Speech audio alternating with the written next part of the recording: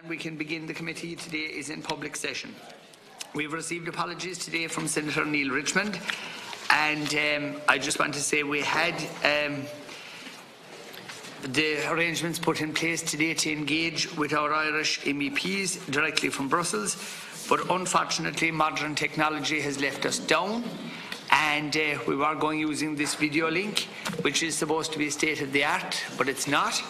And I want to thank very much the technicians who tried to get us connected, but unfortunately it didn't work.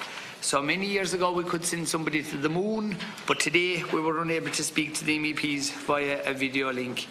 So I would like to remind people of the mobile phone notice, to remind members to ensure their mobile phones are switched off. We wanted to engage today with the MEPs. It was going to be important to have a direct link speaking to them at this very important time, but unfortunately it wasn't to be.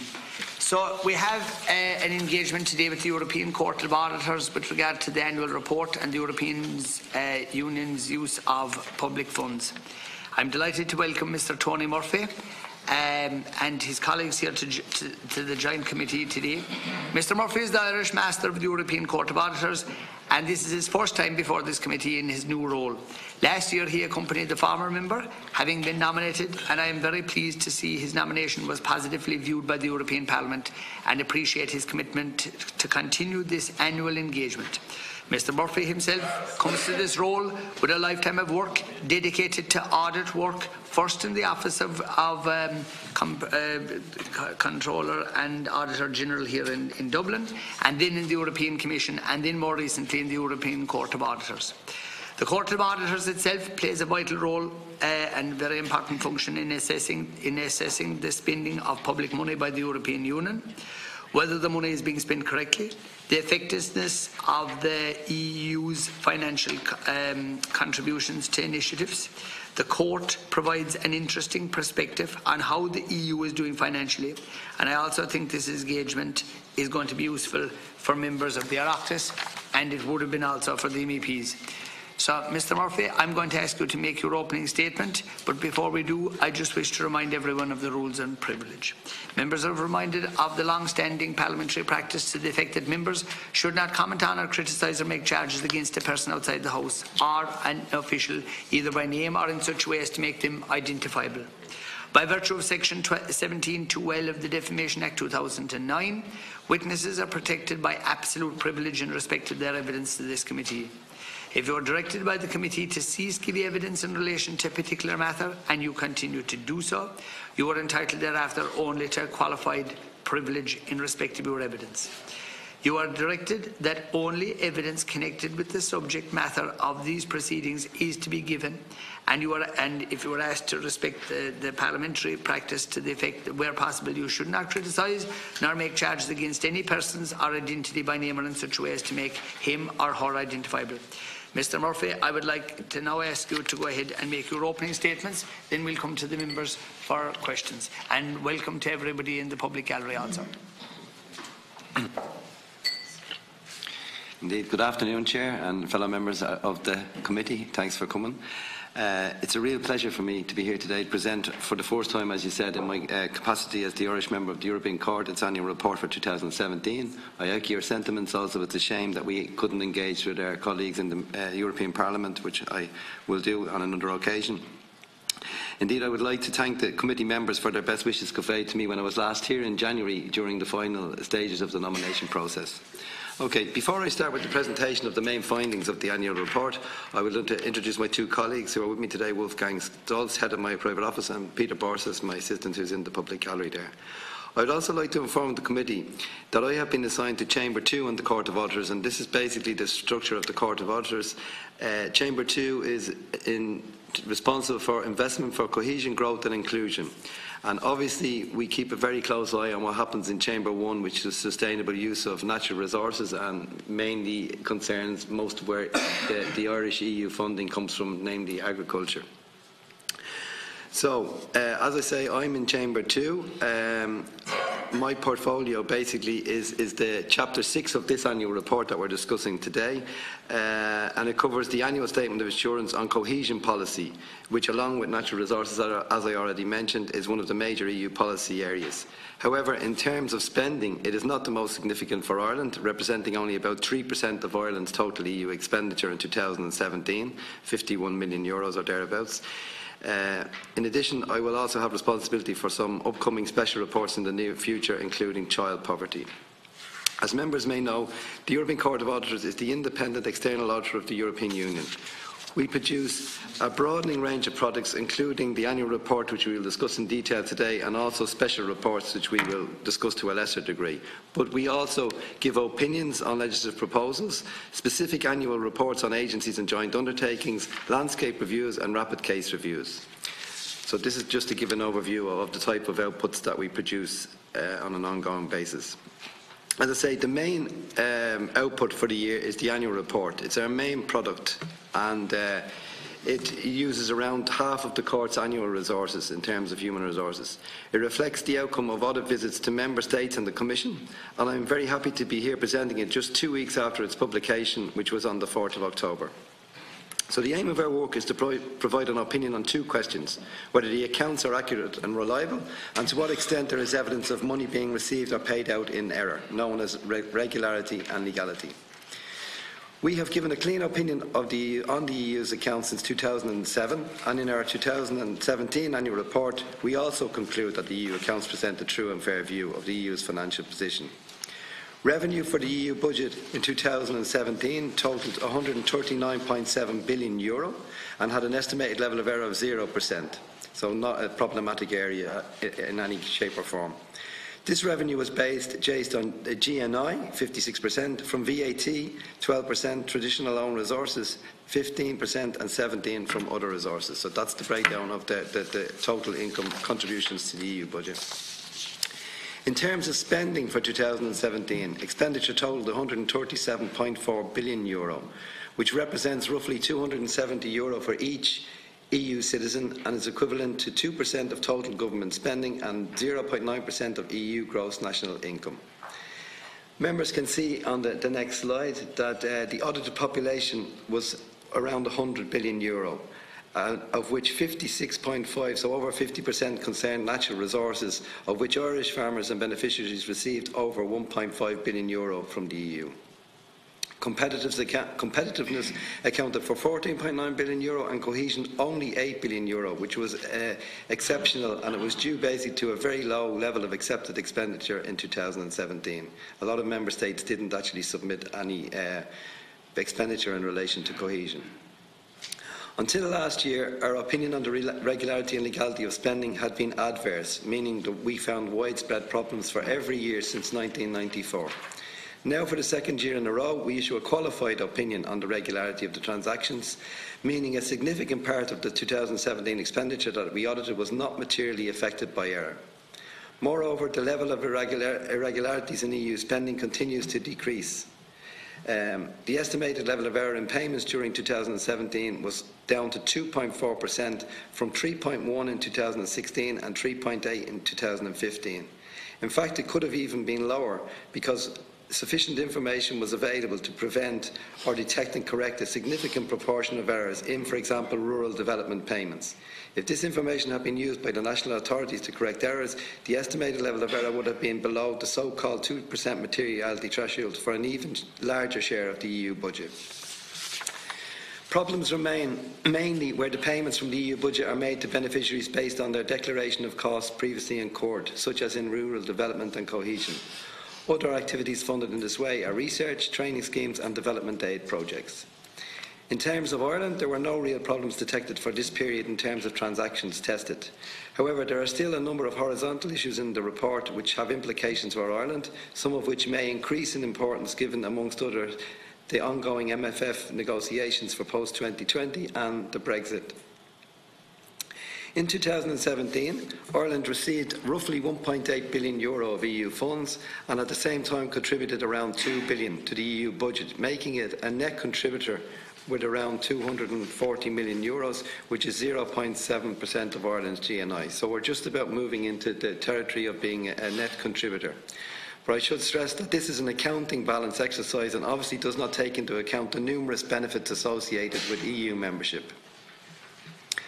Now, another issue which is important is absorption. By the end of 2017, the overall absorption rate for the 2014-20 MFF was only 16%, which was even lower than the corresponding year of the previous MFF in 2010, where it was 22%.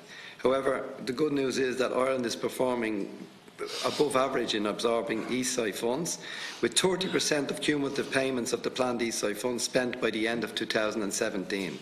In fact, Ireland is basically the third best in terms of absorption behind Finland and Austria.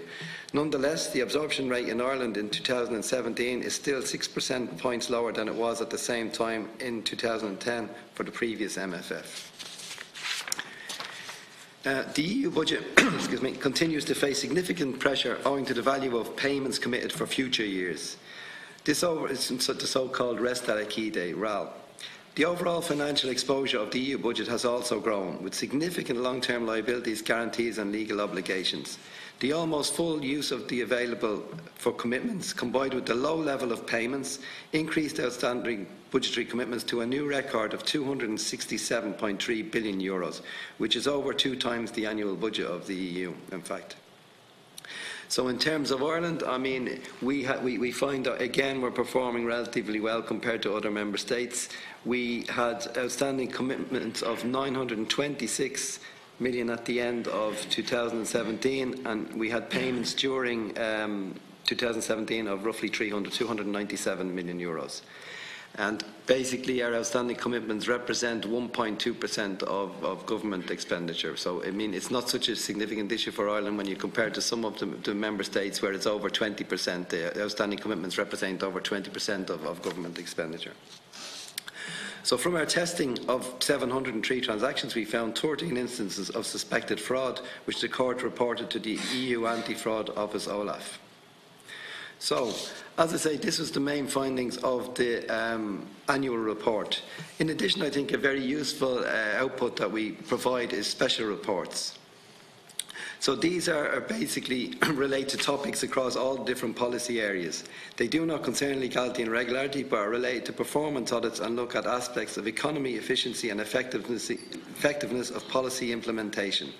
28 such reports have been published in 2017, and the estimate for 2018 is around 35. While Ireland is not always included as a sampled member state, because generally it's 5 member states covered in each report, there are often lessons learned and best practices identified which are of a horizontal nature. In 2017 and 18, there have been 3 special reports in which Ireland was visited, namely youth unemployment, broadband and public-private partnerships. In terms of agriculture, while Ireland is not directly sampled, there were some interesting reports published including rural development programming, greening, the basic payment scheme, a briefing paper on the future of the CAP and a very recent opinion on the new system of own resources in the EU. So upcoming reports relevant for Ireland will include an opinion of the court on the CAP proposal of the Commission. Other upcoming reports with a more general public interest are EU passenger rights and EU system of measuring vehicle emissions. So just to give an overview, these are different. We have a very broad range of policy areas on which we issue these reports. So on that, many thanks for your attention. We look forward to answering any questions that you may have. Thank you very much for that overview. Deputy Durkan, please. Thank you, Mr. Chairman. I welcome our guests and thank them for their participation and for the report, which is a fairly extensive report and an important report. And a number of quick questions. In relation to cohesion, you mentioned, in fact, that we don't feature so much in that anymore. And we realise the reason, because we've achieved a certain level of economic development.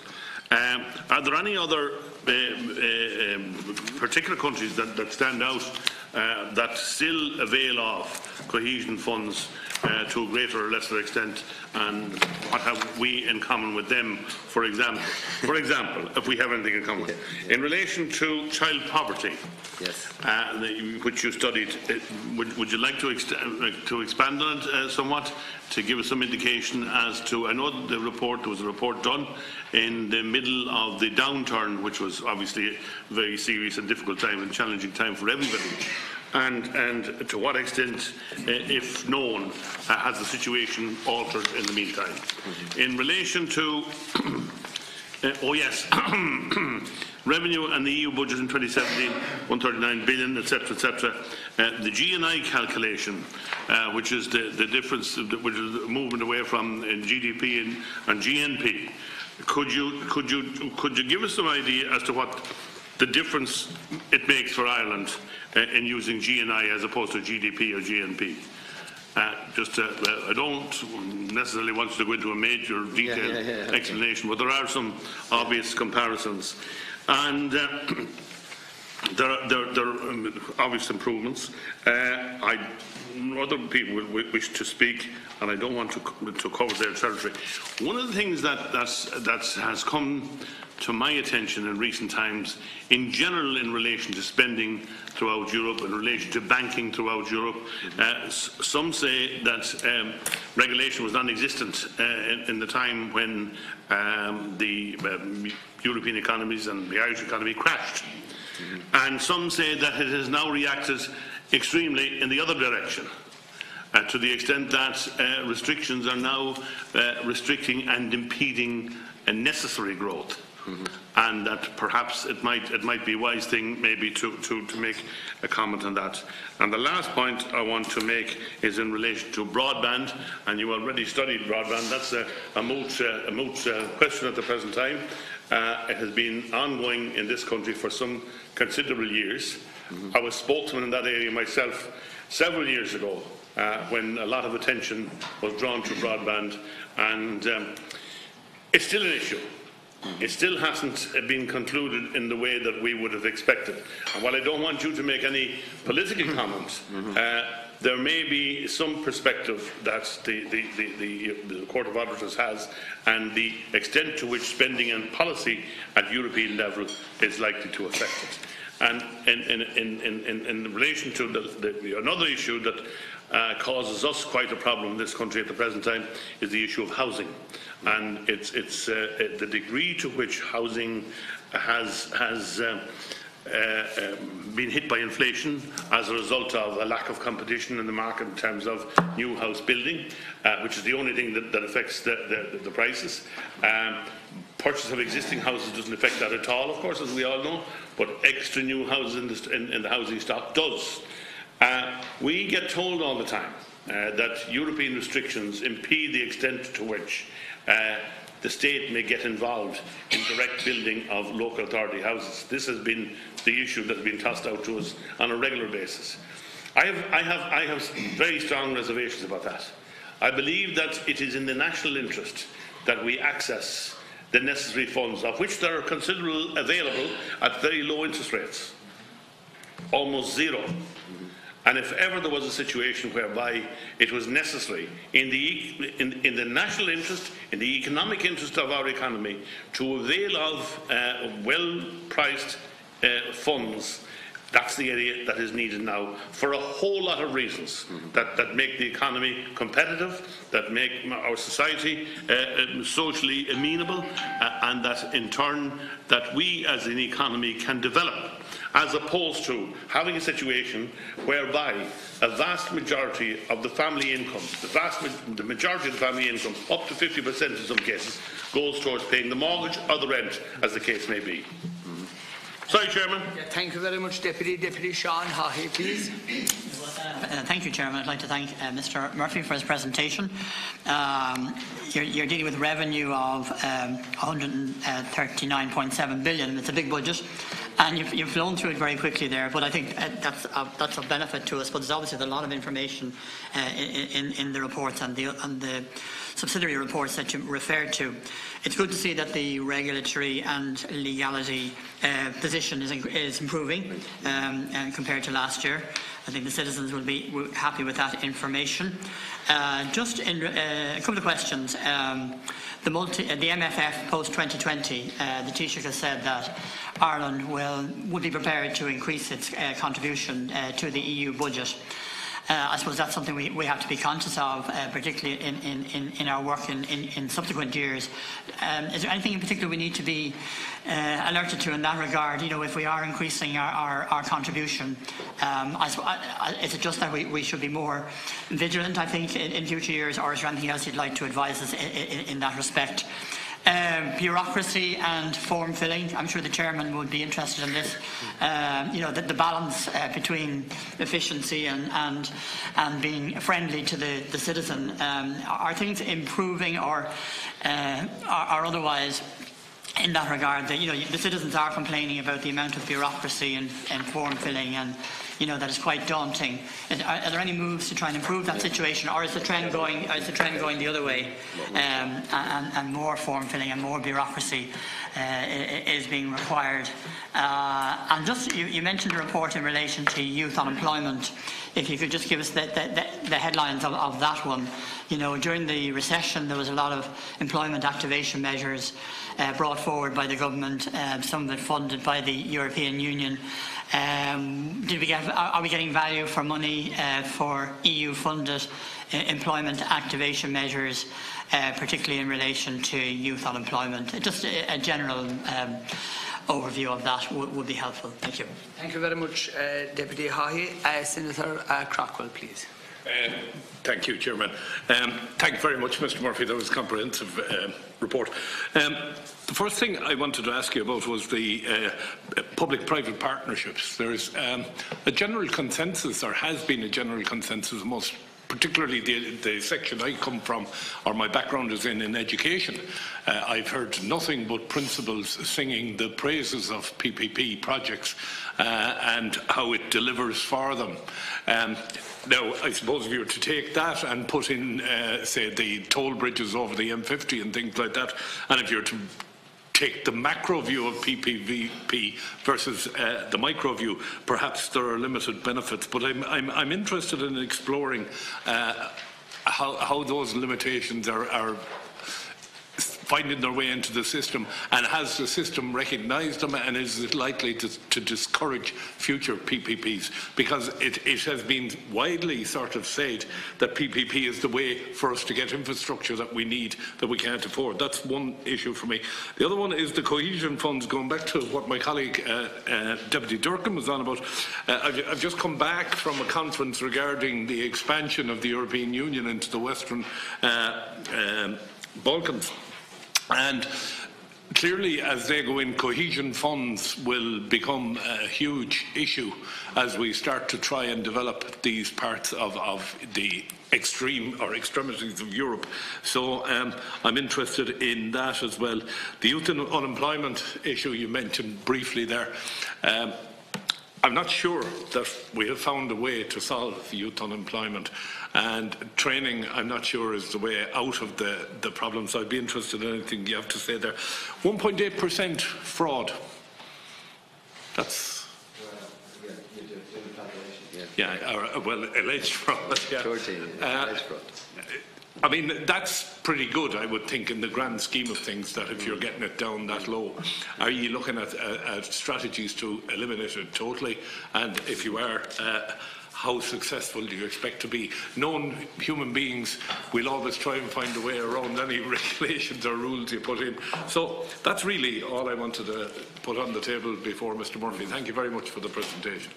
Thank you very much, Senator. And I just want to acknowledge that Deputy Frank O'Rourke had to leave because he was chairing another meeting, and it's unfortunate, but he'll be able to hear what went on anyway afterwards. But, so first of all, I just want to make my own little contribution, and I just want to mention to the committee that we get a copy of all your reports now, which we actually find very beneficial, and it's circulated well, so we appreciate that very much.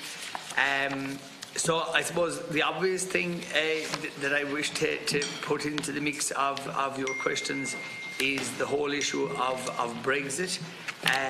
Your own, what I would call up-to-date opinion and insight into what has been happening over the last 24 and 48 hours, not to mind the last number of weeks and months, but in particular the last couple of days, what way you can see that going.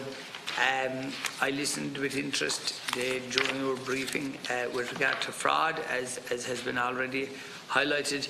And are there any lessons to be taken from the cases of fraud? There are not many cases, and that is important. Obviously, there seems to be a lot of checks, measures, and balances, and that's to be welcomed. And in saying that, one issue that always arises when we're talking about auditing, when we're talking about checks, when we're talking about balances, and that is our farming community. And when we're dealing with our own department, when we're dealing with Europe, and when we're dealing with regulations. And it's a thing that has always bothered me since I first entered into politics.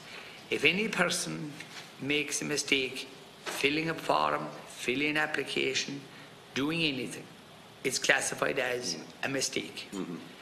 When a person in our farming community, if they submit an application form, and if there's an incorrection on it, a genuine, honest-to-God mistake, I swear it is looked upon immediately as if it's fraud.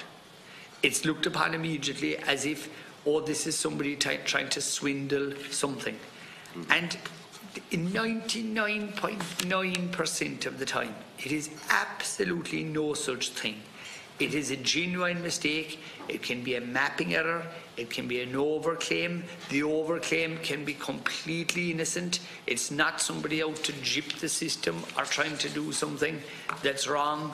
And it really has always bothered me that when one family are filling an application form for anything and a mistake is made, it's a mistake. But when inside in a farming household, a form is filled up and something is wrong, oh, there's something bad about that. It's fraud. There's something wrong with it. They're out to con the system. And I hate that. And it has been the case always. And I deal an awful lot with farming queries from County Kerry.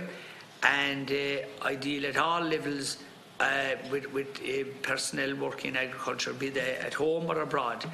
And it really bothers me so much that it's looked upon. It's the same as the fishermen. If an Irish fisherman is doing something, it's classified as illegal.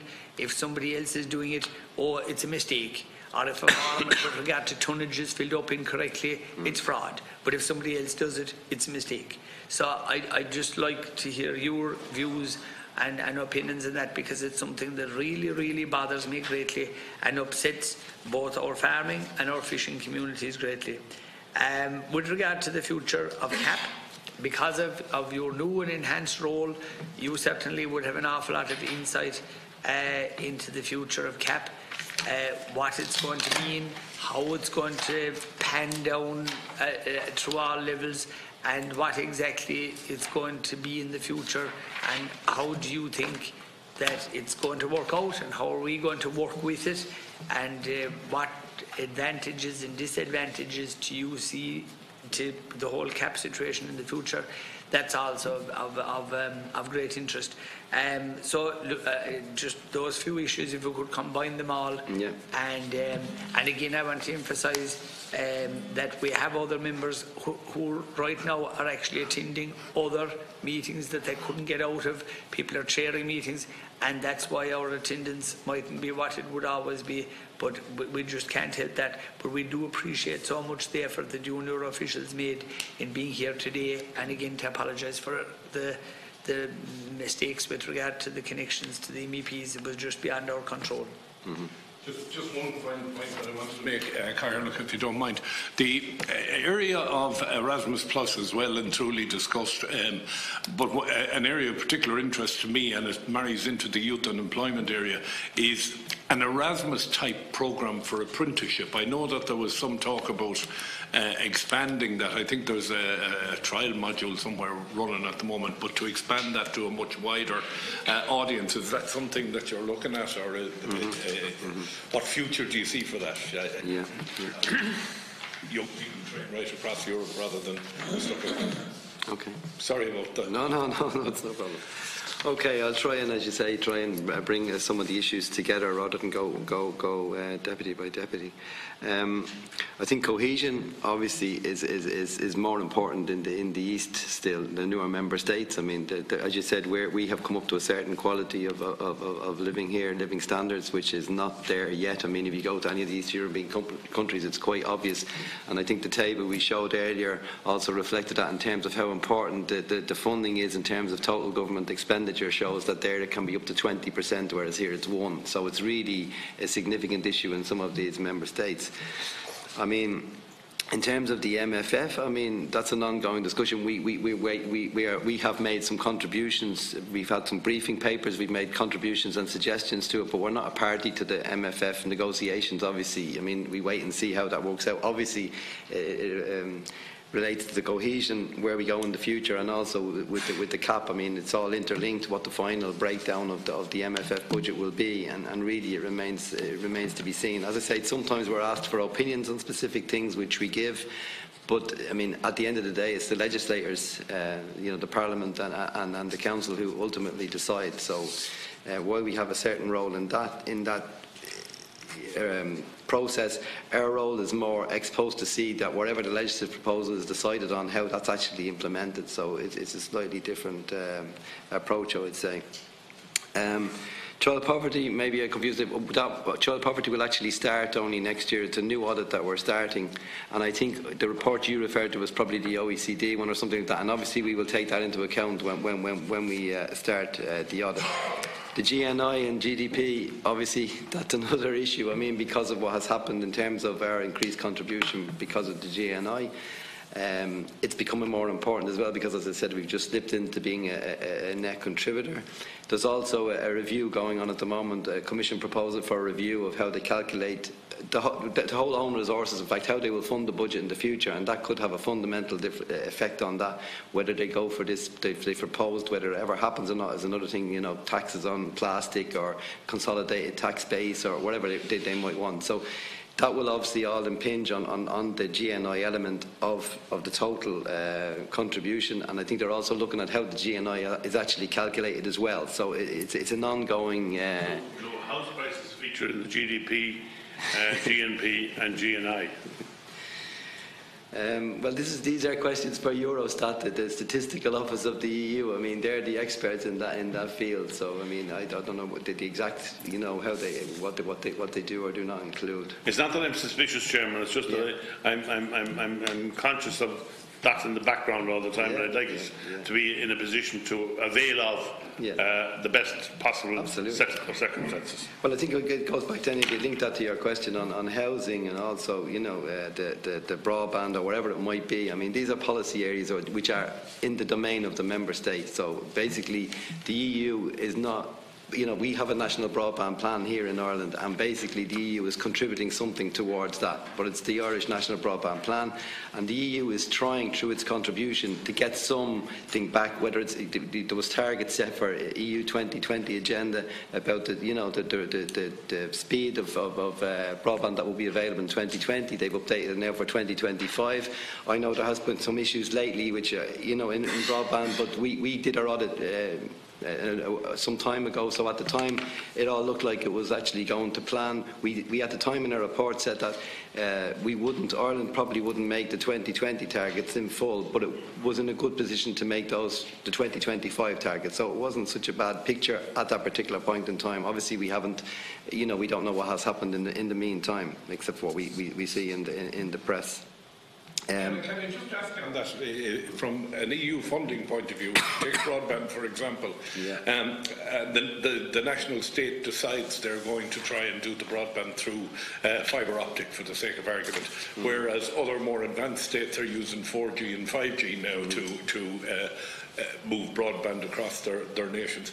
Does the EU committee take a view of how we use the funding? Do they say, no, that's not a great idea, you should be doing something different? They would be encouraging that it be future-proofed, basically, that, you know, that they're using the most up-to-date, that it won't be redundant after 3 or 4 years. I mean, so there is an emphasis. These broadband plans are submitted to the Commission and they have an input, so there is some monitoring by the Commission of these plans where they try and say, as you said, I mean, in Germany, I think, for instance, it's strange, they're vectoring with cable, you know, from the phone system, so they're not even on using fibre in Germany, which is a bit surprising. But I mean, in those terms, Ireland actually was pretty, as I say, at the particular time when we looked, things were quite positive, I would say, in terms of the coordination of the process, in terms of the fact that we were using fibre, and that we would, even if we didn't make the 2020 targets, that we would more than likely meet the 2025 targets in full. But that was at that particular point in time. The question on public-private partnerships, our audit, again, you said you don't want to go into too much detail, but as the Chair has already said, these reports we issue are distributed, and you know, we're trying to circulate them as far as possible. There was one on the public-private partnership which was released in, I don't know what the date was, only on the top. But basically, its conclusions weren't all that positive. In fact, you know, they said there was limitations with the whole PPPs, and they were actually ended up in some cases being more costly. So it wasn't all, you know, as you said, this whole idea that, you know, that the PPPs would solve all the problems. It wasn't what we found in practice. It was published in March, 20th of March 2018. Okay, fraud has been mentioned a couple of times as well. I mean, 13, these are suspicions of fraud, so that's the first point. I mean, we're auditors, so if we just come across a case where we think it looks a little bit suspicious, we err on the side of caution and we refer it to Olaf, and it may or may not become an actual, they may not think there's enough grounds to launch an investigation. So it's not automatically that each of these cases is a real fraud case. However, I think what you said is true. I mean, it's still not so high. I mean, obviously we're never going to completely eliminate fraud, and all we can do is try and ensure that it's kept to an acceptable minimum, I think. I mean, no EU or national taxpayers' money for that matter should be subject to fraud, but I mean, so we have to just make sure that we put in place a system which protects EU and national funds as much as possible. And I think that maybe leads to some of the issues that the Chair has raised about whether it's an error, an innocent mistake, and then some people take this as an indication that they're being fraudulent, which is not the case. I mean, I think the problem is, I mean, when you come to legality and regularity of payments, it's fairly black and white. I mean, it's a very formalistic approach to it. It's either right or it's not right. I mean, when we talk about error rate of 2.4%, we're not talking about fraud there. We're not even talking about projects that, some of the projects where we have found an error may be very, very good projects. They may have delivered exactly what was expected, if not even more. So it's just an indicative figure. You know what I mean? It doesn't. You have to go behind it in real detail to see what it really means. And is that 703 a random sample, or is it the population? Yes. No, it's 703. Obviously, we can't audit all the transactions and payments throughout the whole EU. So 703. What we're auditing is the EU budget. So the idea is, I mean, because sometimes we're asked about particular member states. We're saying, okay, how is Ireland doing, or how is wherever, Romania, Greece, whoever, and we say, well, we can't give a definitive opinion on that because we're not sampling on the basis of the member state. We're sampling on the basis of the EU budget as a whole, and then through the different policy areas in the EU budget. So, in fact. And again, it's one of the things this year which was I think it may have contributed to the fact that cohesion spending was so low. We introduced a new approach to our audit on cohesion, whereby we will rely more on the systems. So we're looking to try and avoid this bureaucratic burden on beneficiaries, that they don't get an audit from audit authorities in the member state and then the commission and then we come along as well. So the idea was, let's try and use the work of the audit authorities, and if that work is good enough, we re-perform basically what they have already done, and if that's good enough, we don't have to go near the beneficiary. We had mixed results. Okay, in the end, as I said before, it was a really a random sample. But for the cohesion, just cohesion, the rest of them were still random. But for cohesion, we audited basically transactions which had already been through the system, so they had already been audited by the audit authorities.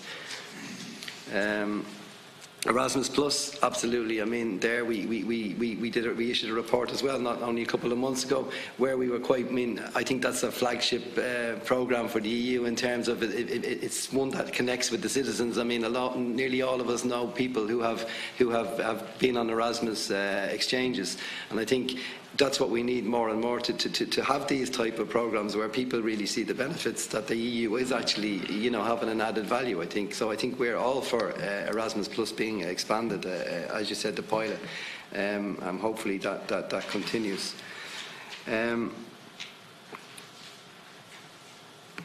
Yeah, I think I more or less covered the MF post 2020. I mean, the increased contribution, I think Deputy Haughey asked about that. I mean, we have to wait and see. As these negotiations are going on, we have to wait and see how the hole filled by the UK contribution is filled. And obviously, I think it was basically the headline in the press release from our President in this report basically was, the EU should not make promises it cannot deliver. And I think this is where there has to be a realistic approach to say, this is the EU budget and this is what you can do with it. But it takes also, the member states have to be realistic as well. I mean, they have to give the Commission, I mean, I think it was in Juncker's State of the Union speech where he said, we can't be blamed on everything. I mean, we need the resources to be able to do certain things. You can't cut a budget and then say we want more. Okay, everyone is in favour of more efficiency. That's not what I don't mean, more efficiency, but I mean the expectation gap is sometimes widening, I think, between what can be delivered and what is being delivered. So I think that's an important development going forward we have to see. In terms of Brexit, the Chair asked, I mean, we're in the same position as you. It changes every day. We wait and see basically what happens. For us, we will probably be involved when it comes to whatever the final deal is. We will probably have some involvement at that stage, whether it's to validate figures or whatever, we really don't know. We have a Brexit task force which just follows the process for the moment, and any new audit we start, we basically see, could it be implicated by Brexit or not. I mean, we've already had a few cases like this. The agencies in London, which were based in London, we audit those. So obviously that's real now because they're already moving, one to Amsterdam and one to Paris. So it's real for us already in certain areas, but in other areas we just have to wait and see.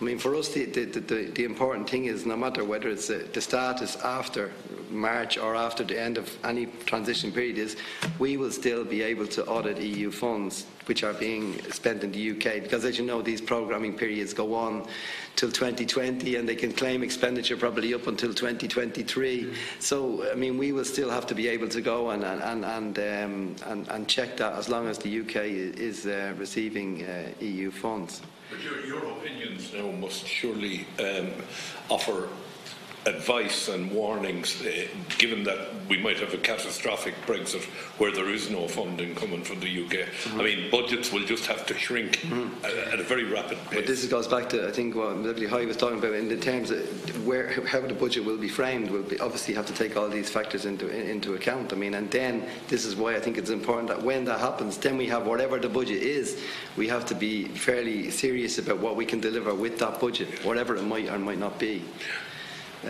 On the CAP, it's a bit the same. The Chair asked about the CAP.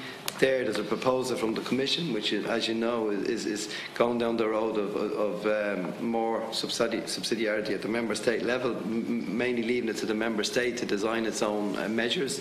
So it's making it more flexible in a way. On the other hand, there's also saying that still a certain level, I think it's 70%, still has to go to direct payments. But there is some element of flexibility in the new scheme. So again, it's only a proposal from the Commission at the moment. We have given or are giving an opinion soon on it.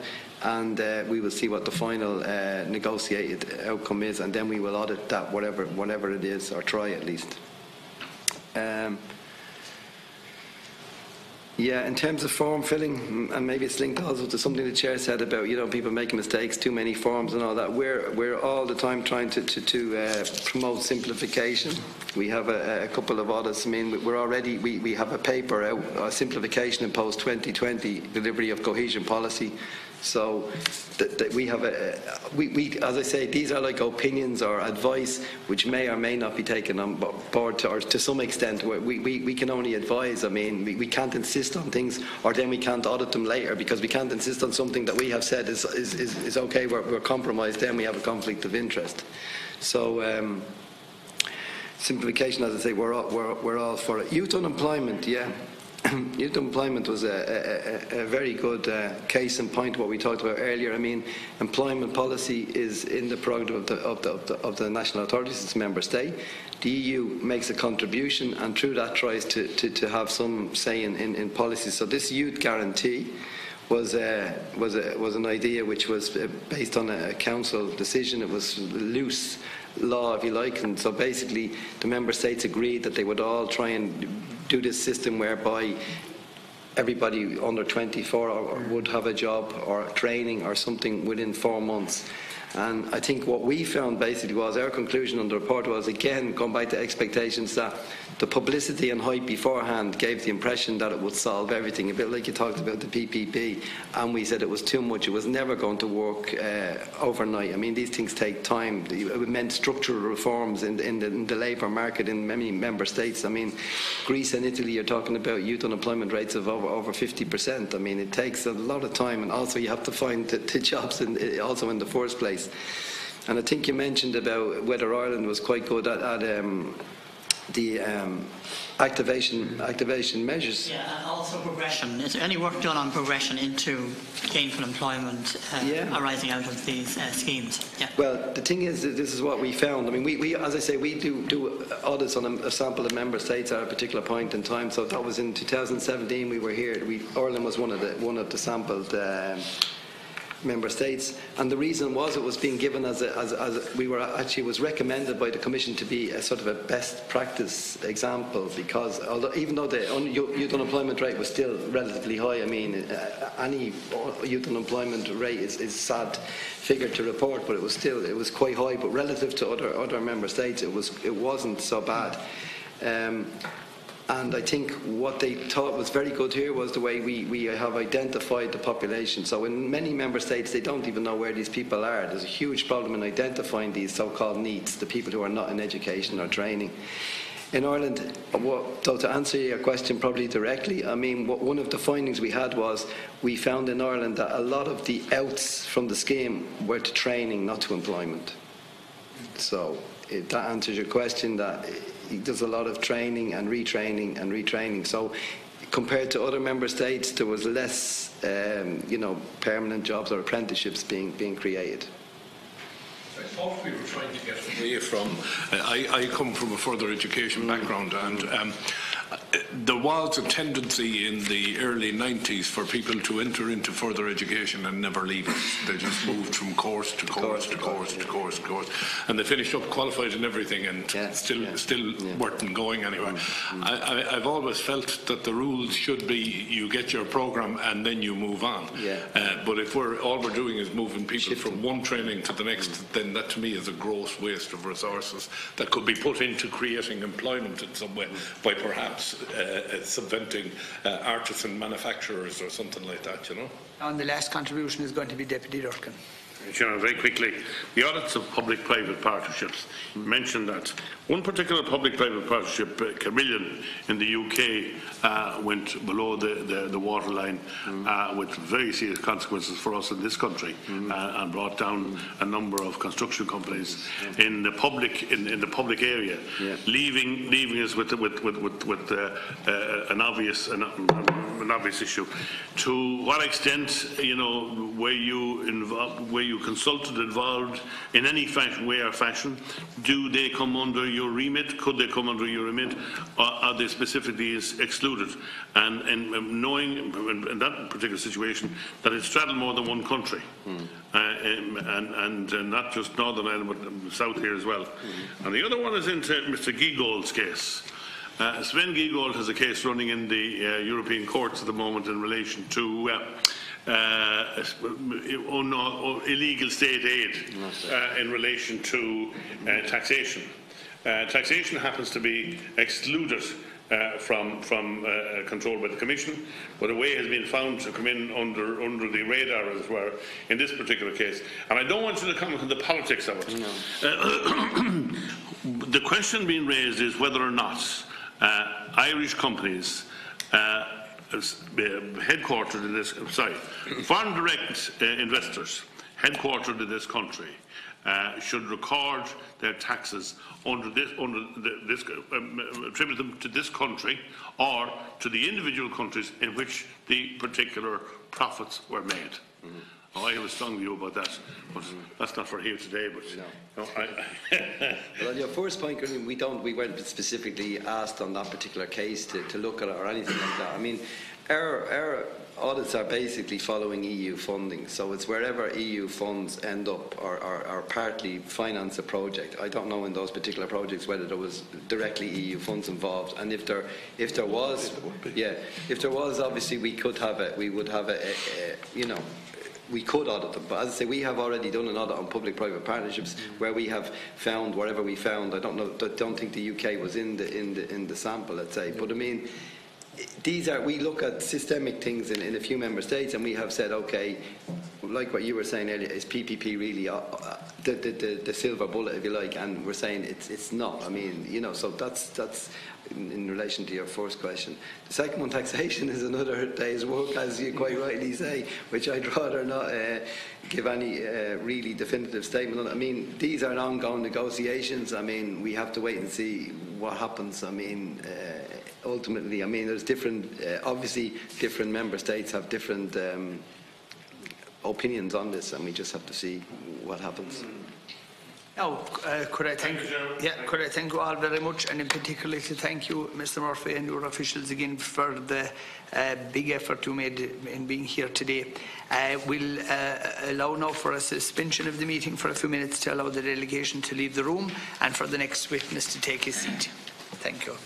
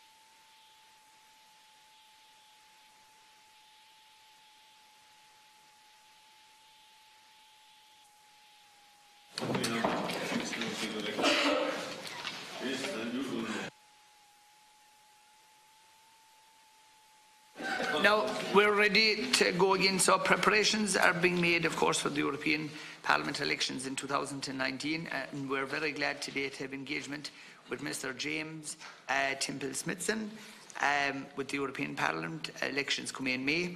This is a good time to start our engagement and planning for that election. The European Parliament Constituency Committee has made its recommendations on how to organise the constituencies and specifically how to reallocate the additional seats given to Ireland in light of the UK leaving the EU, and no doubt, once the government has considered those recommendations, the required heads of the bill will be published. All following on, of course, from the European Parliament's own decision in February and adoption by the European Council in June. These elections will come at a very important time for the European Union, and it is as important as ever that citizens are engaged in that process. The results released today from the Eurobarometer shows that 36% of the people in Ireland are already aware of when the European elections are going to be held, and 58% of the people in Ireland said that they are interested in the election. So we have to work to do more about that and creating more awareness. So it is very helpful that we have you here today with us. And it's the norm here in this committee. I'm going to ask you to make your opening statements and then I will go to the members. But first of all, I'm obligated to remind members and yourself of the rules of privilege. Members are reminded of the long-standing parliamentary practice to the effect that members should not comment on or criticise or make charges against a person outside the House or an official either by name or in such way as to make them identifiable.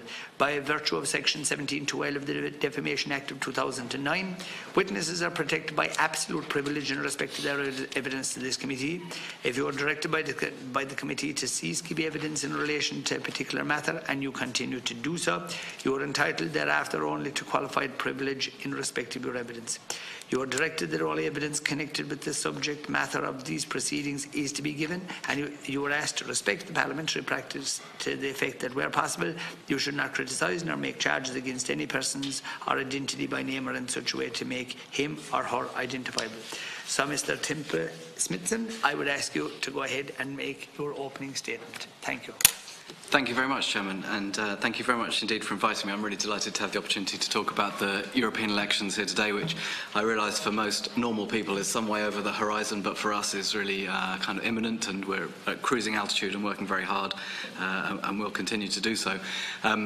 It's a shame about the video conferencing with MEPs, but I would just like to note from our side of things, I know that very intensive efforts are made by colleagues here to include MEPs and find ways in which MEPs can be included in these meetings, and I think maybe lesser people would sort of throw their hands up and give up, but that isn't what happens, and I know continued efforts are made, and I'd just like to note that that's very much appreciated on the European Parliament side, so thank you for your continued efforts.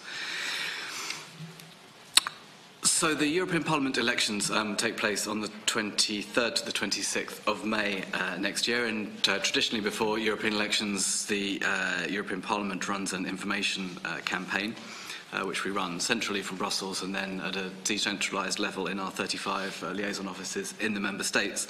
And I use the term information campaign deliberately and advisedly to distinguish from the political campaign that precedes the elections. And I think it's worth underlining at the outset here that our campaign is strictly non-political, non-partisan, and consists purely of providing information, but information that we hope is presented in a creative way and well targeted at the audience we're trying to reach. So we seek to inform people about the work and role of the European Parliament, the remit of MEPs, and some of the legislative and policy achievements of the Parliament, particularly during the last 5 years, as well as highlighting the date and fact of the election and explaining the electoral process. And on that side of things, the big innovation next year will be the 2 additional seats that were allocated to Ireland by the European Council decision in June, and the changes to the constituencies that flow from that. So for the time being, we're proceeding on the basis that we think polling day will be on Friday the 24th of May and that the constituencies will be as proposed by the Constituency Commission at the end of last month. But of course, our job will be a lot easier once these elements are legally confirmed. And similarly, in the field of known unknowns, we're anticipating local elections on the same day, but we're also waiting to see whether there may be 1 or more referendums on that day, and that will obviously have a bearing on the political landscape. So by way of context, members here are very well aware that turnout in European elections in Ireland has tended, particularly in the last 3 occasions, to be higher than the EU average, 52% last time against 43% as the average. But as everywhere in Europe and the Western world, the trend is for a gradual decline in participation, and I hope that what we're trying to do is, in some small way, contribute to redressing that. I think part of the explanation for why turnout in Ireland is higher, I mean, there's also lots of complicated factors involved, but part of the explanation is general attitudes towards the EU. And you referred, Chairman, to the Eurobarometer published today with fieldwork from late September, which confirmed what we know about the overwhelmingly positive sentiment in Ireland towards the EU, with 92% of people thinking that Ireland benefits from EU membership.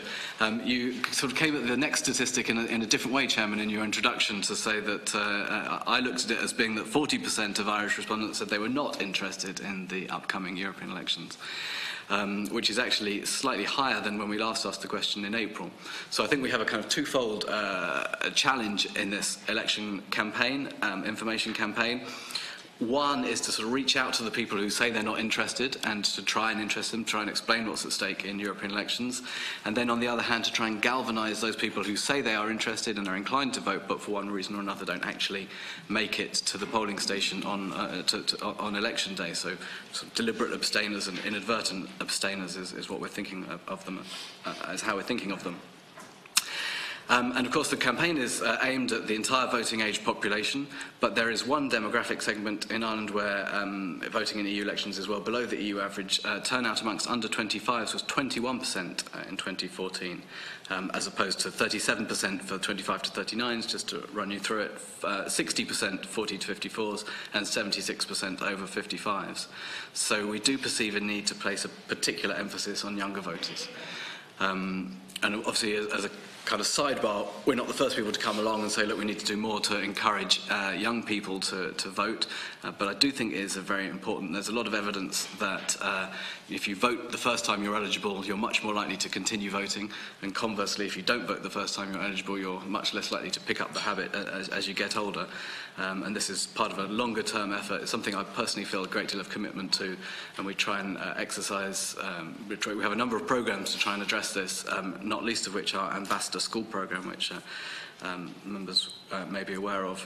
And I think we have a shared interest with colleagues here on that front, and we've had some productive discussions with Mr. Conor Real from the Outreach Department of the Houses here, and I think we've identified some areas of shared interest, and I think we're looking forward to working together to sort of deepen that relationship and see what we can do together. So what are we actually going to do? Well, a central plank of our campaign is a website that we've established called www.thistimeimvoting.eu, where people can go and sign to pledge to vote and to encourage use it to encourage their friends, family, colleagues to vote as well. It's been launched across the EU in the past fortnight, but we're waiting until after the presidential election to do so here, because we thought we ran the risk of confusion by having a big promotion for that website in the run-up to that election. And I think there are going to be 3 phases in our campaign. From November to February, encouraging people to make sure they're registered. February to April, a kind of core phase with the focus on what's at stake in the European election, why your vote matters. And then after Easter, really in May, the political campaign, where we will step back and leave the field to the political parties, but just concentrate on promoting the date of the election and reminding people to vote. We hope to work kind of with the grain with this. We've had some productive discussions with the relevant government department about how we might work with them, particularly during the registration phase, and we intend to be in touch with local authorities and any referendum commission that may be applicable at the time. And we're working with a range of civil society actors, stakeholder organisations on the This Time I'm Voting, and providing them with resources for the European elections. So like all campaigns these days, the online component is extremely important, but certainly not the only one, and if we're to reach everybody, it certainly can't be a campaign that only works online, and I think there's always room for a good old-fashioned printed material, and what we're going to be offering on that front, among the things we're going to be offering, is a county-by-county leaflet explaining particularly the mechanics of the election in each county, what the EU has done for that county, some of the things that are directly relevant, and on top of that, all the standard actions you would expect, engaging with journalists, preparing sort of go-to-vote radio advert, campaign video, and so on. Because although it's clearly true that a growing number of people do get their news and information online, the majority still get their news from radio and TV, and they and newspapers are certainly the more trusted sources of information, so they have to be a big part of the mix. One sort of big thing for us that I wanted to mention is the so-called Spitzenkandidaten, or the lead candidate process, which members may recall was featured for the first time in the last European elections. The European Parliament strongly endorsed this as a feature in the European election campaign in a resolution it passed in February this year. And that will feature prominently in our efforts to promote interest in the European elections. And I would just like to sort of flag up that I think it's very desirable. I think there's really a strong case that there should be one of these debates of the lead candidates taking place here in Ireland in the run-up to the European elections. Not least because I think this will happen immediately in the aftermath of 29th of March next year, and the next Commission President will really be a key figure in what happens in the next phases of the Brexit process, and that is obviously of acute interest. Also, I think a debate taking place here will obviously take place in English, so it will be accessible to broadcasters from around Europe, and is capable of generating interest far beyond Ireland, and being a kind of Europe-wide event. So it's not something that we, as the European Parliament Office, can host as such, but we're certainly ready to provide advice and encourage others to do so. We've started some conversations about it. I think that the two big elements that we're trying to put in place is, on the one hand, buy-in from the European political parties, because we would hope they would try and encourage their candidates to commit to such a debate, and also buy-in from a major media partner, because that is the stuff of what makes political debates fly. So we've started some work behind the scenes on that, but as I say, I do think it would be a serious lacuna if there were not to be a debate of these lead candidates in Ireland in the spring. I guess one final point I wanted to make is that the information campaign sort of runs up until the election, but it doesn't just stop there. After the election, then we have a job to do to communicate about the new Parliament, the new members, who represents you in Europe, as well as the new Commission President, his or her programme, hearings for the new commissioners, and so the communication plan really runs through until the end of the year. And as you can see, there's a lot going on, so for people who want to follow the preparations for the European elections on our side, we're producing a monthly newsletter with all these developments, which the October edition will be on our website shortly. Chairman, thank you very much. Thank you very much. I thank you very much. We'll first go to Deputy Bernard Durkan, please. Thank you, Mr. Chairman, and welcome our guest, and thank him for his dissertation in relation to the very important European elections. One of the things that I hope will be made clear in the run-up to the election in informing the general public is the importance of the European elections in terms of the economic benefit accruing to this country and to all countries, in fact. And, for example, a comparison in terms of GDP or per capita income taken back, say, in 1989 or 1990, between the European countries, the EFTA countries, the United States, are the best performers in Europe. I think that makes very interesting reading in comparison with today, when Ireland is one of the top performers in all that entire area, notwithstanding the crash and everything else that came and went with it. So I think I would hope that we can have that borne out in the course of information available to the public and in fairly readable form, readily accessible, and I agree entirely that there's nothing to beat a leaflet or a poster or something like that of general information in order to galvanise the voters. In terms of encouraging the younger voter. I think in particular there has to be a vested interest for younger voters in participating. And sorry to note the lack of interest in that area by younger voters, because they, above all, in comparison to the UK, for example, where the younger voters are the people who took the interest in the future membership of the European Union, and the older voters didn't. In this country we seem to have the opposite, and we shouldn't, because we have a very high young population. Obviously higher than many other countries. So I wonder, is there anything in particular that you might see as being possible to encourage the younger voter, encourage them from the point of view of an investment in their future and the benefits from participating, apart altogether from continuing to participate in the democratic process thereafter, but to be directly involved in making the decision in this democratic process now for the benefit of the country and of themselves. The last point I want to make is not all countries are voting on the same day. Why? Is that it? That's it. Okay. I know you were shocked that it suddenly stopped there. You sort of stopped up quick. Deputy Seán Haughey, please. Well, thank you very much for your presentation. There's no doubt that there is still a disconnect between the citizens and the European Parliament, and there's work needs to be done there. I wonder, could you say what you're doing in relation to try to get more increased reporting and coverage of European Parliament proceedings? I think for the first time in a long time, I think most Irish people know an MEP from outside the country known as Oireachtas, and we can pronounce the name now. But obviously, that, because he's so central to the Brexit negotiations, Irish people have taken an interest in that particular matter. I think it's a pity that European Parliament elections here in this country, they tend to be dominated by personalities or by national issues or indeed local issues. And the fact that the local elections take place on the same day, that's probably to be expected to some extent.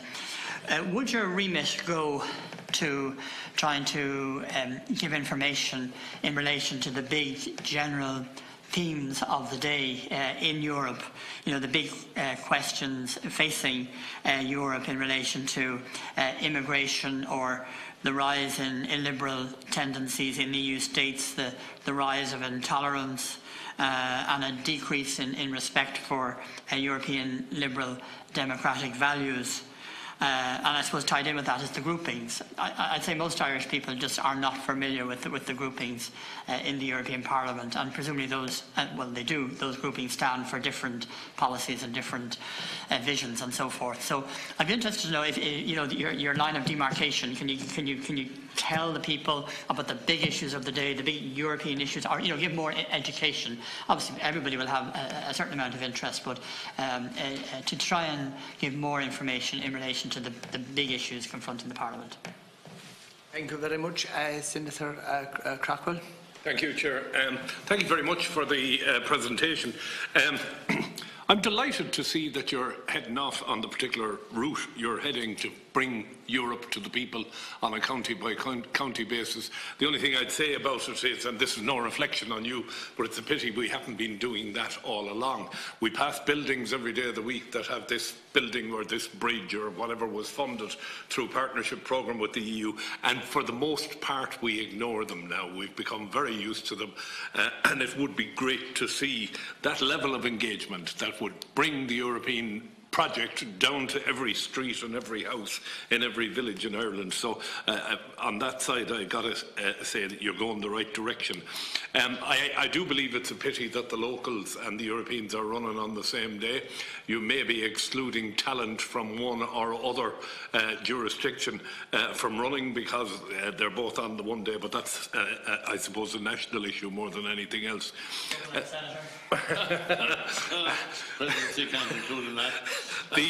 The young vote. It was a matter that disturbed me greatly that a bill that came before the upper house in this Parliament to extend the vote to 16-year-olds for local and European and presidential elections was shot down.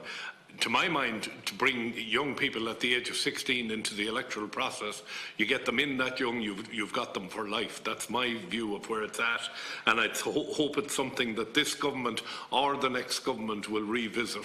I think it is hugely important to engage people in the democratic process as early in their lives as possible, and it would be great to see a lead coming from Europe in that. I know that there are countries already who have the vote at 16, and by the way, the world hasn't come to an end in any of those countries, and nobody lost their lives as a result of it. If anything, it broadens out the democratic process.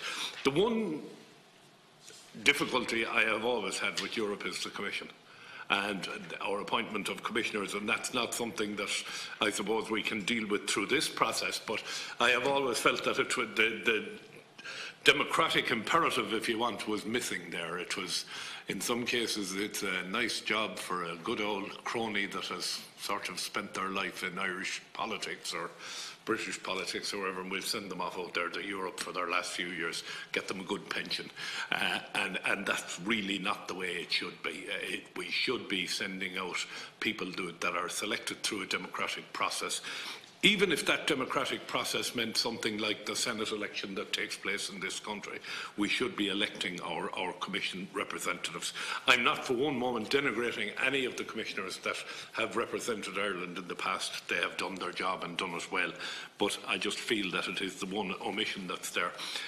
But I compliment you on this document. I look forward to a robust debate as we go through this process in the country. And the lead-in that you have sort of laid out for us there does sort of give a topical, national conversation on Europe, and I hope that conversation takes place. I am saddened to see that the electorate turnout is sliding, and unfortunately that is really, really bad to see, and anything you can do to stall that or to see it reversed would be really welcome. I cannot ever see us going to mandatory voting in this country, but by and large it looks like a good lead up to the Europeans. I might even run myself, it looks so good at the moment, so thank you very much indeed. Deputy Haughey? Yes, sorry, Chairman, I forgot to ask one other question which I was asked to raise here by a constituent in relation to election observation of the European Parliament elections. Ireland has signed up to the OSCE Copenhagen document of 1990. Some member states welcome both domestic and international observers.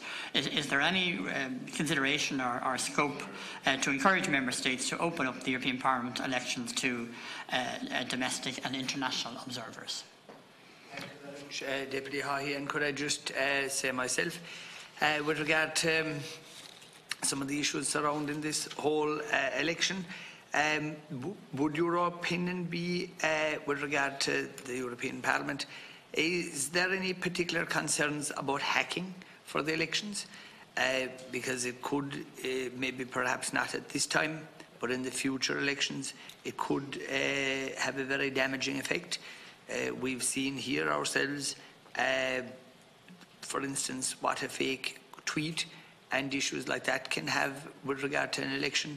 So it's just an issue to be discussed. This will be the first time that the UK will not be having a European Parliament elections at the same time as us. So do you see any impact that Brexit might have here at election time?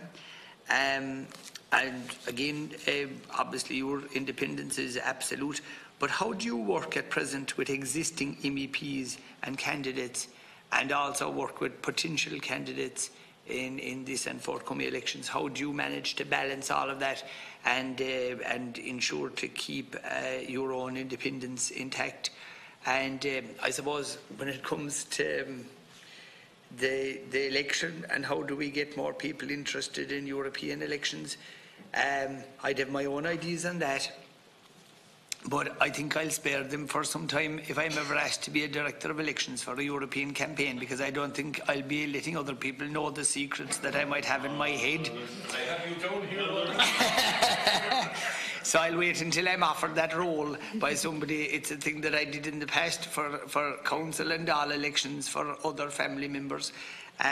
So I'd certainly think that when it comes to getting people interested in European elections, a lot of work has to be done, because sometimes European elections in the past, I'm speaking about, there'd definitely be more excitement at a busy funeral than some of these elections in the past, and they certainly would have left a lot to be desired, in my own humble opinion. But the future, we'll see what the future will hold, but a lot of work can be done, because when we talk about 52%, and when we say, well, we're actually higher than others, like that is a very poor show of people. I mean, people worked very, very hard in the past. People gave up an awful lot so that we could vote, be it in local elections, in national elections, in European elections. I think, people should really be willing to push out the boat to go and vote for whoever they're voting for. Individuals, parties, whatever their allegiances are, that's all well and good. But my God, people should, push out the boat and say, yes, we want to be part of this. The reason we want to be part of this is we want to engage, we want to have our say, we want to place our trust in a person, a lady or a man or a party or an individual that they want to see representing them, and somebody who will interest them and who they'll be able to say afterwards, well, that person did what I wanted them to do, they didn't do what I wanted them to do, and I'll vote for someone else the next time, all of that sort of thing. But my God, if you stand on the sidelines and if you leave voting day come for a European election, and if you just don't bother, or if you say, I'm not going to vote for any of them, it's an awful attitude to have, and I think it's actually sad. So I would hope that in this election that we'll go higher than the 52%, and my goodness, we'd want to go an awful lot higher. So if in your role and if in your work you can do anything to push that up, I would very much welcome it. But an awful lot is down to the parties themselves, and an awful lot is down to the individual candidates. And I mean, we've seen in recent times where major parties have stood back from elections and said, well, we're not going to field any candidate this time. I'd have my own ideas on that. I think that's abdicating on a role that is there, but that's a debate for another day, and I'm not being hard on any particular party. I'm branding them all the same. Yeah, I'm being completely independent about it. I just any group of people who don't put out a candidate, I just think that's wrong. I think the politicians of long ago, again from all persuasions, when resources were small and when the tools that were to people's fingertips weren't a fraction of what they are today, people went out and they made the effort. They went out and they canvassed, on bicycles, and they had open rallies where people walked for miles and miles and miles to come to hear their people, their party that they were affiliated to, and they had thousands of people inside in towns and inside in villages, and they came out and they heard inspiring speeches, and the people were inspired by the candidates that were running, and they were really they'd fight that time over their politics, and they'd fight their corner, and they'd debate it in every sense of the word, and it was great in a way, because it showed that they were so interested and so committed.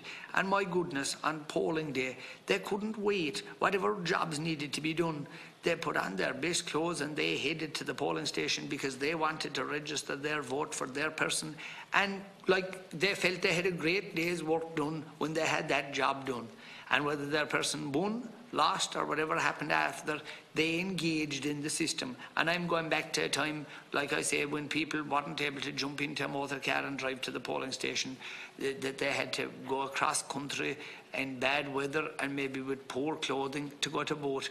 And they did it, and they were proud and they were glad.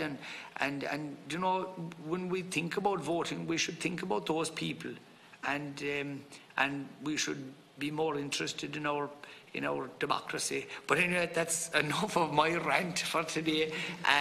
But it's just my feelings on the matter. So any work that you can do in helping instill that into people, I'd really appreciate it. I think, Chairman, before I would have to acknowledge the very generous gesture made by my colleague for excluding himself from possible membership of the European Commission in the future. Presumably on the basis of his lack of seniority and age at this stage. But his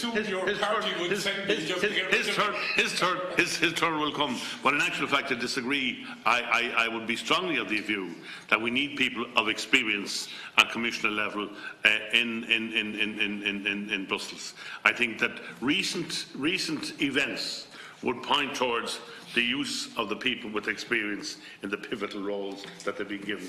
It's not; they're not the jobs for first-time. No reflection on first-time runners in the race or anything like that at all. I think there comes a time when the people with the real hard graft experience are called upon, and this is one of those times. I think we should be grateful that there are a few of them there. And that's why, Deputy Durkan, you would be a sterling candidate if whoever decides to go forward. Thank you, Chairman. I should point out that those busy funerals the Chairman is speaking to, that's where everybody goes in and looks at the corpse and comes out and looks at their neighbours and says, God, he looked well, didn't he? Now, I think with that, we'll hear your final comments. Yes, I think I won't follow down that line. Tempting though it may be. If I could I just run through perhaps the points that the deputies made and the senator made.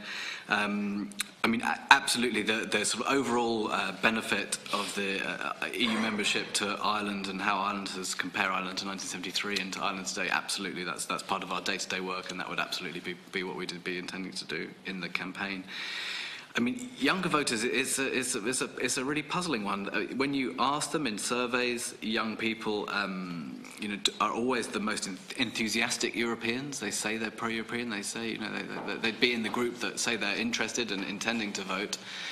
So how you then kind of, as I say, galvanise them to actually get to the point. I think there are sort of mechanical, structural reasons. They might be away at college, or they might not sort of understand the register. There might be some sort of process issues. I think there's a job to do on that front, and we work with USI and the Youth Council of Ireland on initiatives in that area. And there's certainly an important part of that is making the case to them that it's their future at stake. I think there are young people in the UK with buyer's remorse that they didn't, if that's the right term, for the fact that they didn't turn out and vote in the referendum, and now they're sort of set to face the consequences of that. So it's a complicated one, but we have some ideas, and we'll pursue on that front. Why don't countries vote on the same day? It's just tradition. There have been, from time to time, the idea comes up. I think there were the resolution I referred to in the Parliament in February. I think, if I remember rightly, there was an amendment proposed that the poll should be on the same day everywhere. But it was voted down, and every time this issue comes up, the possibility is raised. I mean, it would be more coherent. And perhaps the moment will arrive when the sort of politics align that can happen. It would certainly make things more straightforward, because you have this strange situation that the polls close, presumably if it's going to be on a Friday, and then there's this sort of I mean, okay, they count the local votes, so there's sort of interest for people in the immediate aftermath, but then you can't start counting them until you can verify them, but you can't start counting them until polls close in the last country, which is like 11 o'clock in Italy or something, and then the count can go on until the middle of next week. So it's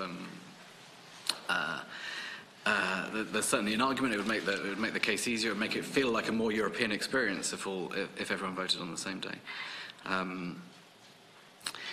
Yes, Mr. Verhofstadt is himself very media-friendly personality. When he came to Ireland, I think it was a year ago, last September, there was a lot of interest in him. I think the way he sort of articulates things, he's got he's a very skilled political communicator. We're always trying to identify other MEPs that have something to say. Danuta Hübner, who's the chair of the Constitutional Affairs Committee, visited a few weeks ago, and there was a reasonable amount of media interest in her, but not the same as Mr. Verhofstadt.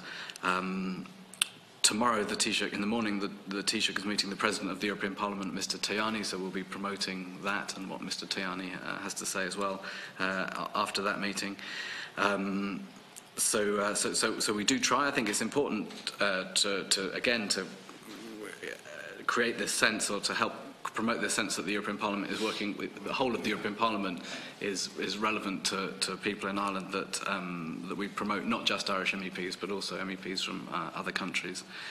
And yes, our remit absolutely does extend to the big issues of the day. We look at the Eurobarometer that we've been talking about, and we identify issues that are of concern to the population in general, and then the issues that people say are the priorities, and then we communicate what the European Parliament has done in those areas. I mean, there's a saying, isn't there, that sort of eaten bread is soon forgotten, or something like that. So it's true that what we're saying is, what's happened in the past, and maybe the real interest is in what's going to happen in the future. But to go to the point that Chairman was making at the end there, let's be clear, we're the supporting cast in this. The actors are the politicians, and so we can sort of lay the stage, but it's for them to articulate what they think should happen on those big issues. But we're certainly in the market to provide information about decisions that the European Parliament has taken on migration, or on you talked about sort of rise of illiberal democracy, and what the EU has done in respect of Hungary and Poland are the two cases. So, and we certainly provide information about that. The OSCE, I haven't heard of it in relation to European elections. I'd have to look into that and come back to you if I could. I'm not familiar with that. Make a note. Yes, the combination of elections is a difficult one. It kind of slices both ways. On the one hand, I think having local elections on the same day promotes turnout, but then it makes the debate harder to get across because you're competing with that, and the same with referendum on the same day. If there was to be a referendum on votes at 16 on the same day, that might help us interest younger voters, but I don't think that's likely to happen. I mean, votes at 16 is not an issue for us. It's not our remit. The only thing I would say on that is we do a lot of youth engagement work, and when you talk to people in that age bracket, it's the number one issue that always come up when you say, what do you care about? That's always one of the top 2 or 3 things that those sort of 16 to 19-year-olds say. But that's just a sort of passing observation. On this issue of how commissioners are appointed, I think the Parliament would say 2 things. Number one, there's certainly been recently, in the last 2 times, a lot more interest in the nomination process, and I think the European Parliament does add democratisation to that process through the hearings that we had. And I've been around long enough that 12 years ago there was really quite little evidence, interest in those hearings, whereas now there is a great deal of interest. I would anticipate there'll be interest in the hearing for whoever is nominated to be the Irish Commissioner. And we actively promote that. So, for example, we'd sort of pay to promote the hearing live, sort of online, to make that as accessible as we can to people. And that there's certainly a lot more interested in the commissioner from your country, in the commissioner if there's some sort of controversy about that person. There's been more interest in that. So it's obviously it's not just the appointment. They have to get through. They have to be ratified by the European Parliament. And I think also we would argue that the Spitzen, the lead candidate process, also is a important democratising thing, because in the past the European Council has nominated the President of the Commission after a closed meeting. But with this process, these people are out there making their case for their vision of the future of Europe for months beforehand. And that's much more open. Chairman, on your comments, we are acutely aware of the sort of whole hacking, fake news, nefarious interference in elections issue. It's really in areas where there is a legislative solution. It's for the Commission to do. I saw there was a conference yesterday or the day before in Brussels where Commissioner King specifically proposed some actions, and other commissioners I've seen have proposed specific things that need to be done before the European elections, because I think there is an awareness that there would be interest in some in some quarters in trying to manipulate the European elections. But we ourselves in the European Parliament are certainly taking steps, engaging with the social media firms and so on. One of the measures I think you can take against fake news is just by promoting awareness of the phenomenon. And we held an event in June on this very issue, and there was a great deal of interest in it, and a number of deputies spoke at that, and a senator spoke at that. On Brexit, I think the fact that it happens, the date 29th of March is just before the European elections, that can only increase interest in the European elections. It may well help to demonstrate, underline even more. I mean, if nothing else, Brexit has really, I think, as the Eurobarometer today shows, has underlined to people what the benefits are and what you stand to lose if membership of the EU, if you're no longer a member of the European Union. So I guess that will be there. On candidates and potential candidates, I mean, and MEPs, we deal with members up until the last session is Easter week next year, and we would deal with members in their routine work up until the end of that session, which is Holy Thursday. After that, they become candidates, and for all candidates, we will provide information. We can provide information about what happened in a certain vote, what was achieved in this or that area, but we wouldn't provide the support that we provide to MEPs until again at that stage after the elections, and that would be for former MEPs standing again, or for new candidates. We treat everybody, provide the same level of information, and yes. Perhaps I could buy you a cup of tea, Chairman, and pick your brains about ideas of how we might galvanise people in these elections. Because I'd be very interested in your ideas. Well, could I thank you very much for your engagement with us today. Considering the importance of the European elections, I think it's very good that you took time out to be here with us, and it was a useful engagement. And we will now suspend the meeting for a few minutes, and then we will reconvene into private session. Thank you.